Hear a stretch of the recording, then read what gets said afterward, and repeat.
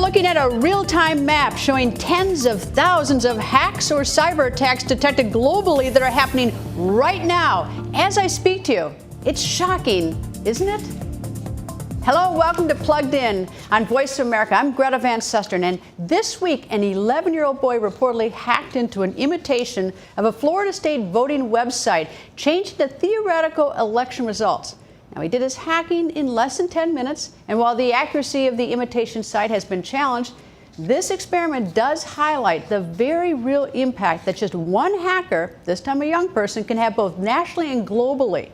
Cybercrime threatens not only our security and the integrity of the electoral process, it's also very expensive. According to experts, global cybercrime costs are projected to hit $6 trillion a year by 2021. And an attack last year on the Equifax Credit Bureau in the United States, hackers stole the Social Security numbers and other personal information of nearly 150 million Americans. U.S. Vice President Mike Pence recently announced a new cybersecurity push in response to the 2016 election interference here in the United States and due to other concerns. Our goal remains: American security will be as dominant in the digital world as we are in the physical world. The Pentagon alone repels about 36 million malicious emails. But the problem of cyber attacks, it's much bigger than the United States. It is a worldwide crisis. So where are the attacks originating?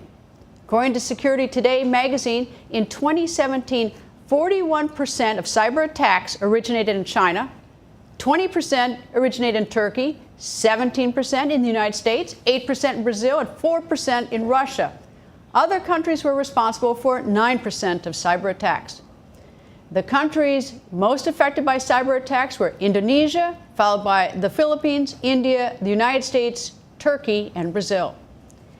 In this program, you're going to hear from a hacker, an African cybersecurity specialist, and a tech journalist. But first, to talk about the national security implications of cyber warfare, Kim Zetter. She covers cybersecurity for Wired magazine and is author of the book Countdown to Zero-Day Stuxnet, and a launch of the world's first digital weapon. Nice to see you, Kim. Thank you. All right, first of all, we think of weapons of mass destruction like nuclear weapons or bio or chemical weapons. Now we have cyber warfare. Is that a weapon, potentially a weapon of mass destruction in your mind? Mass destruction, I'm not sure. I think that what we'll see is digital weapons used in conjunction with kinetic weapons. But in terms of a digital weapon causing mass destruction, probably not. Certainly not death. All right. Your book talks about a worm, a virus that's a worm, which is different than hacking. So give us a little basic education as to what a worm is, as opposed to something like hacking. So a worm is it's like a virus, except with a virus you need to actually click on something like an attachment to get your machine infected. A worm, however, will travel between machines that are connected by a network without the user having to do anything. So once it's on my computer, let's say, if I'm on a company network, it will travel within that network to other people within that network without me or them having to do anything. In this case, it was a worm that was designed by the U.S. and Israel to attack a facility in Iran, uranium enrichment plant outside of a village called Natanz. And the malicious code was designed to cause centrifuges there that were enriching uranium hexafluoride gas, to cause the centrifuges to spin out of control. How did Iran get wind of the fact that there was a worm in their system? Well, they didn't initially. The worm was discovered outside of the Natanz facility. It started to spread, and it caused some computers to crash and reboot and crash and reboot. And the owners of those computers then contacted their antivirus company, which was a company in Belarus, and they searched the computers and they found some suspicious files. And they made those files available to the rest of the cybersecurity community around the world. And some researchers at the US-based company Symantec started taking it apart. And it took them 4 months to actually reverse engineer it and figure out what it was designed to do. And that's really then what tipped Iran off to the fact that this malicious code was in their system. Was the worm designed to delay the Iranian nuclear weapons program, or was it designed to be destructive? Well, so Iran maintains that it wasn't a nuclear weapons program, that it was a domestic nuclear program. The U.S. and the Western countries say it was a weapons program. It was designed primarily to buy time for sanctions to work in order to push Iran to the negotiating table. The weapon wasn't designed to cause one-time catastrophic damage of all of the centrifuges. It was designed to cause incremental damage over time to sort of retard the system and keep the Iranians in place while diplomacy and sanctions could work. All right, now this is a little bit different than, I mean, typically, at least I think of like hacking as how do I protect myself from hacking as a defensive move. This was much more of an offensive move. So I take it, I mean, is this going on around the world by many governments that are actually using it offensively? Yeah, so we don't know how many governments in the past prior to Stuxnet engaged in this kind of activity. My research, I initially went into the research thinking that this could not have been the first offensive weapon that the U.S. launched. And I came away from the research thinking that it actually was, primarily because it takes a lot of effort to get past the legal hurdles in the U.S. In order to launch something like this, due to the kind of collateral damage it can cause. But that doesn't mean that other countries weren't already engaging in this. You know, we often see explosions in pipelines and other facilities, and the explanations don't quite match what's happened. So there are instances that have happened in the past that we don't know if they were digital attacks or if they were mere accidents or something. But certainly post-Stuxnet, a lot of countries have announced plans to engage in offensive operations on their own. So I think we'll see a lot more of this going forward. Any idea what North Korea is up to in terms of offensive? Well, North Korea isn't a big player in this area yet. You know, they've been engaging. We've had some attacks that have been attributed to North Korea, like the Sony hack and the WannaCry worm. But they haven't caused the kind of physical destruction of, let's say, of physical equipment. They've caused damage to computers, but Stuxnet was designed to leap outside of the digital world into the physical world and cause damage not to computers, but to the equipment that the computers were controlling. So it's an entirely different kind of attack, and we don't see that Iran having that capability yet. All right, you say yet. I mean, that's always... Or sorry, North Korea. Yes, I knew I meant North Korea, but you say yet. Is it possible that things are being sort of seeded into our, let's say, the domestic U.S. computer system, that in the event that something needed to happen, they essentially could pull the trigger and do damage? Are there things that sort of can sneak into our system that we're not even aware of? Yes. So there are things that we call like a logic bomb. A logic bomb is something that will sit in a network silently. It might be programmed to go off at a certain time on a certain date or when a certain event happens, or it can just sit there silently waiting for commands. But the problem with planting something like that when you don't know when you're going to use it is that at any time that malware, that malicious code can be undone. Let's say if the system gets disconnected from the internet, or if it gets patched or reconfigured, it can essentially disable that. So even setting something up in advance, in a long time advance of something, just to have that capability later on doesn't necessarily help the adversary. But do we know if it exists? I mean, but at least right now, we're possible with theoretically any nation can be sort of a sitting duck for any of that until it's changed or patched or becomes obsolete for some reason. Yeah, we can assume that there are adversaries in some critical infrastructure networks, just like we can assume that the U.S. is also sitting on critical infrastructure networks overseas. Kim, thank you very much. Great book, great read. Thank you. Thank you. According to the U.S.-based news website CNBC.com, a breach in 2013 at web searcher Yahoo, where 3 billion user accounts were compromised, was the largest hack in U.S. history.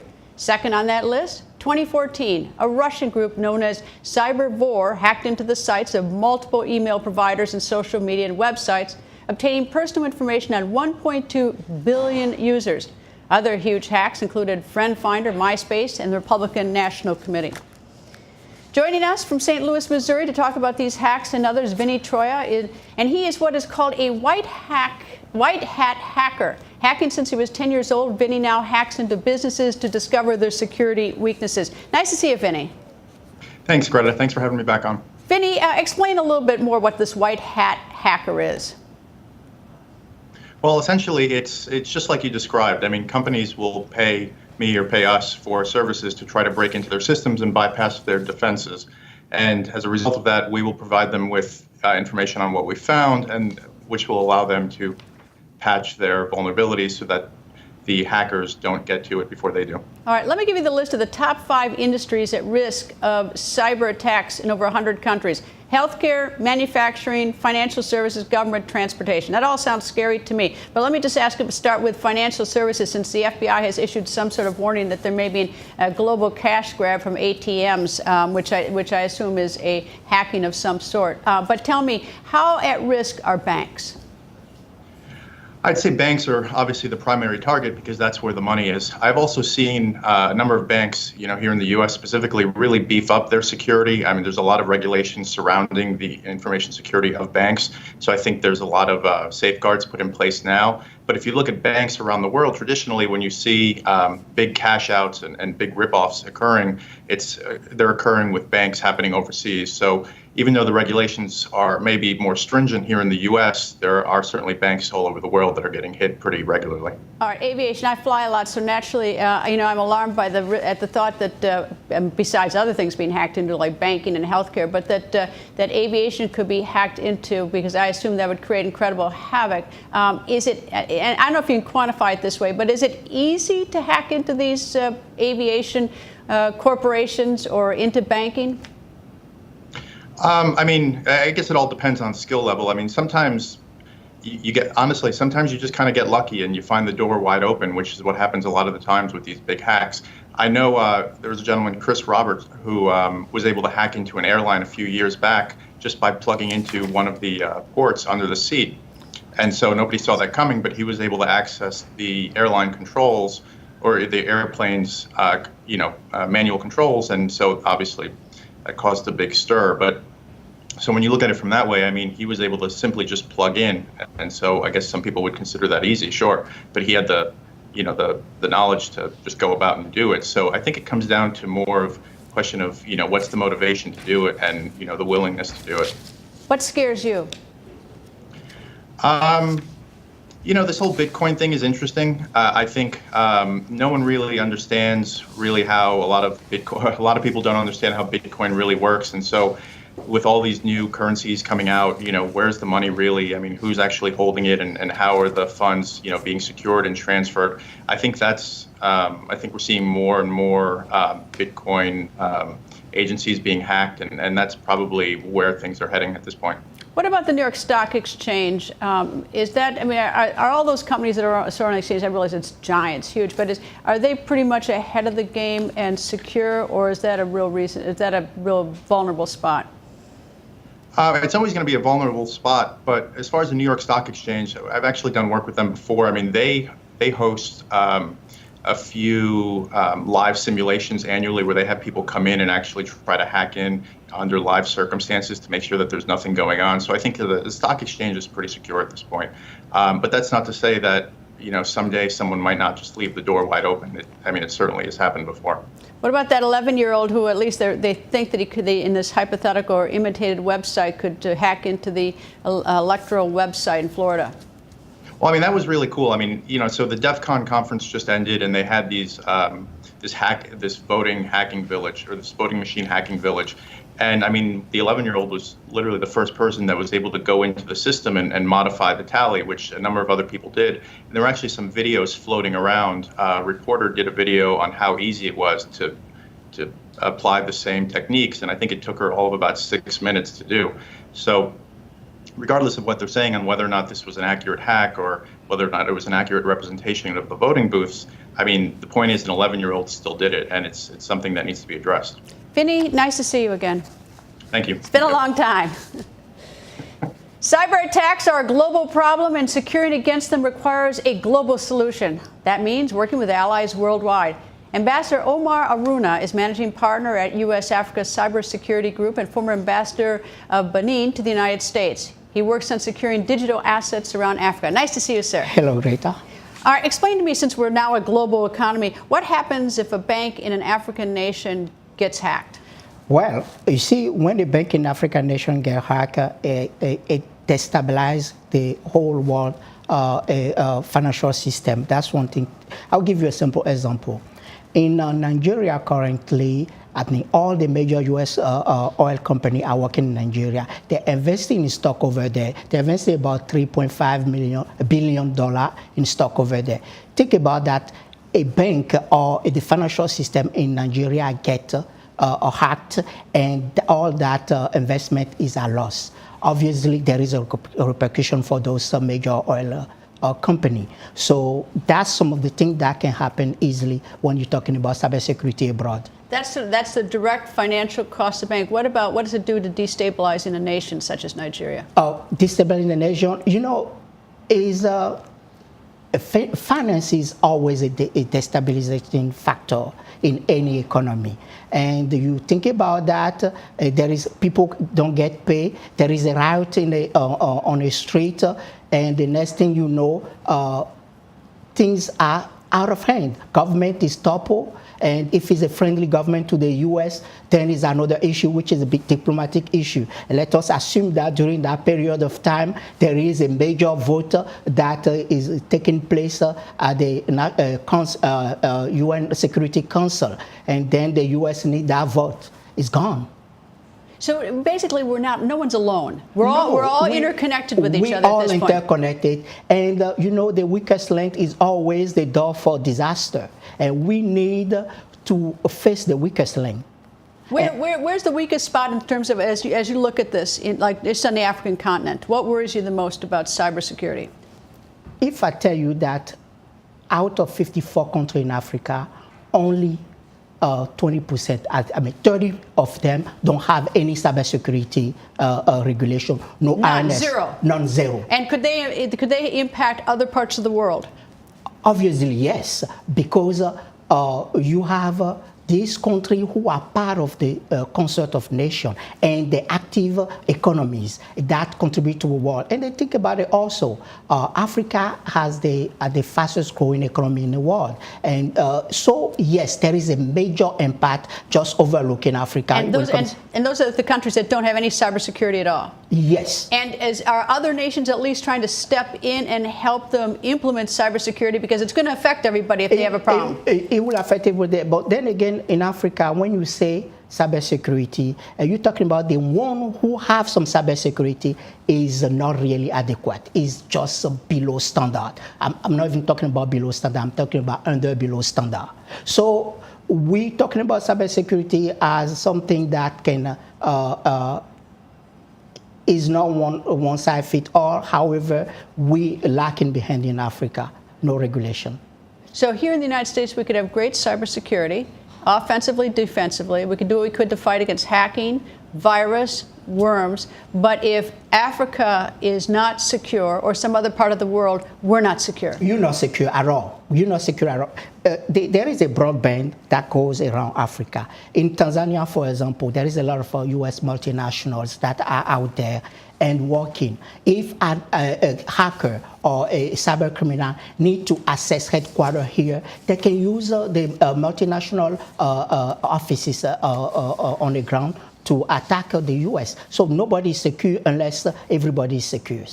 Ambassador, nice to talk to you, but of course you've scared me. Yes, nice to talk to you, sir.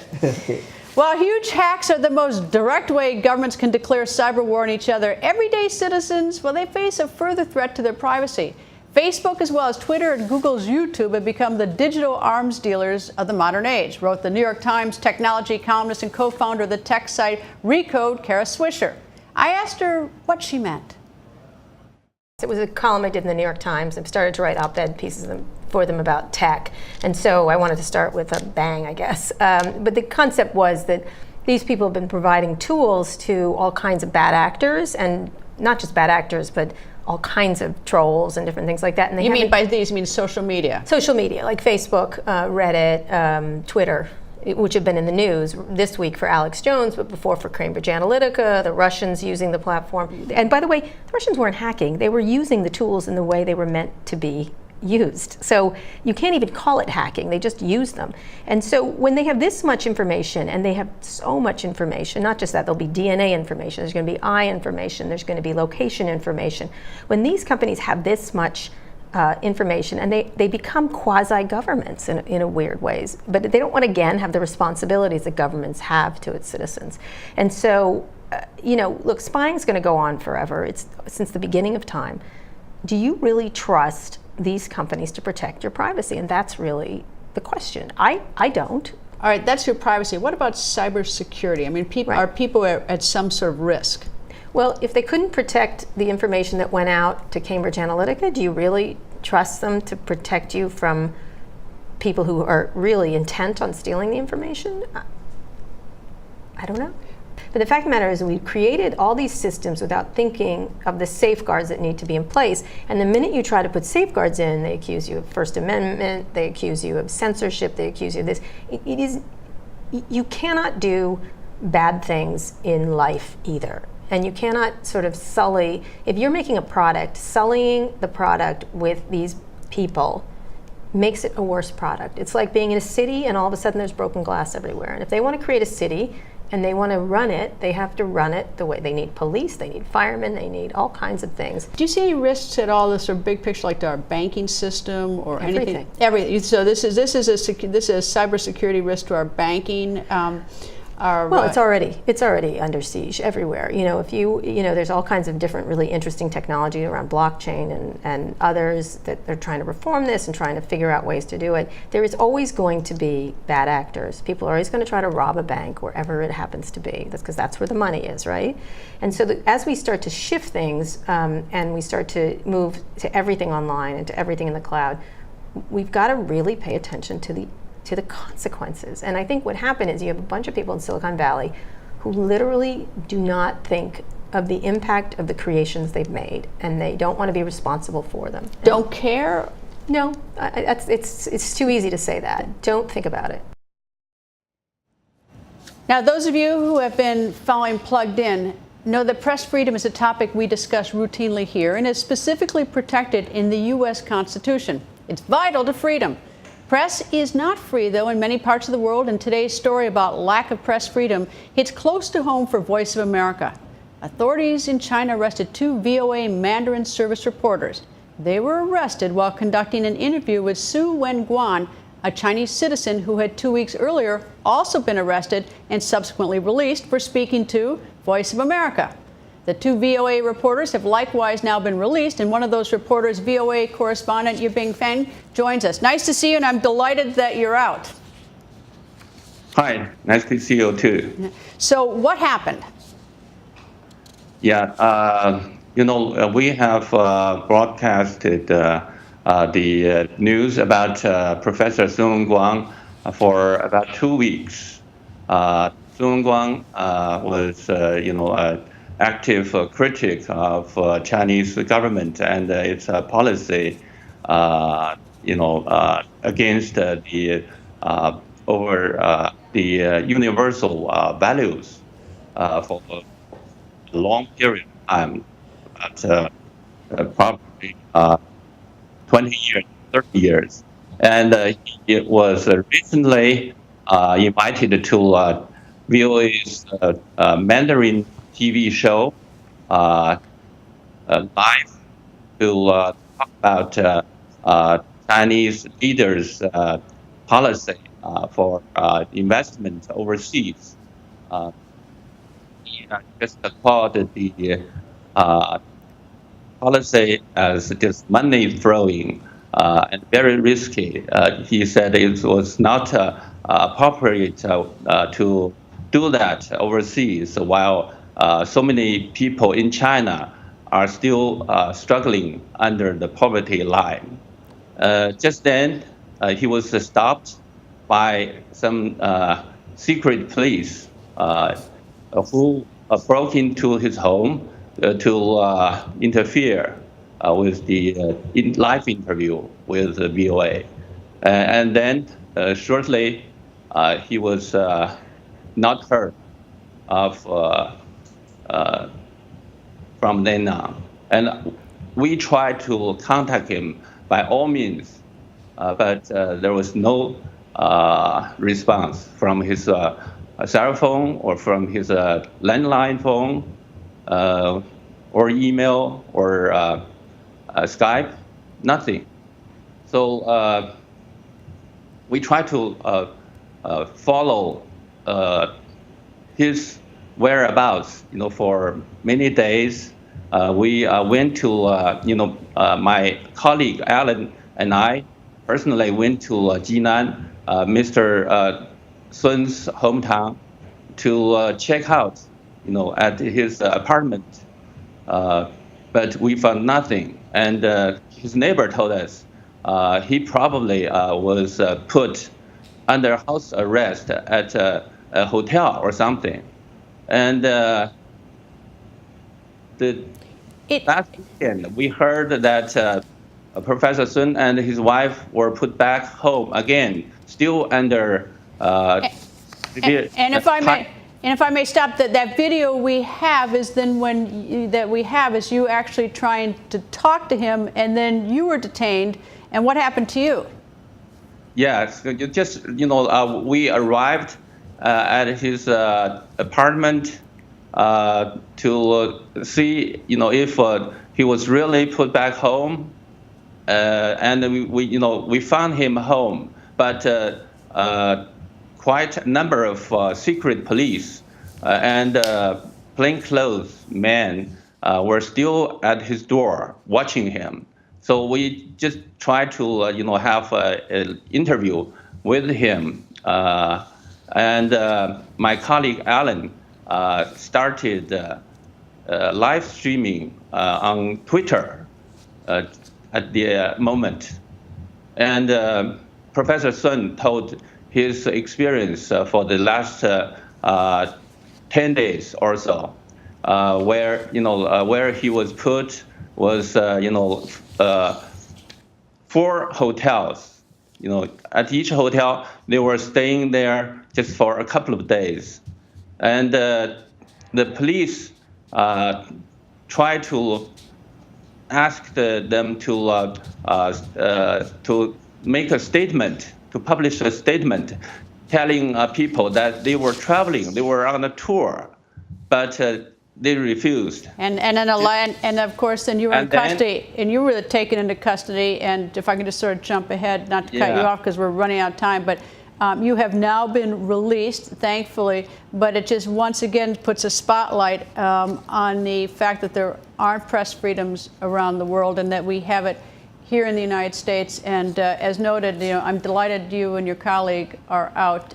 That's all the time we have for today. Stay plugged in by liking us on Facebook at Voice of America. You can also like my Facebook page at facebook.com/Greta, and follow me on Twitter at Greta. Thank you for being plugged in.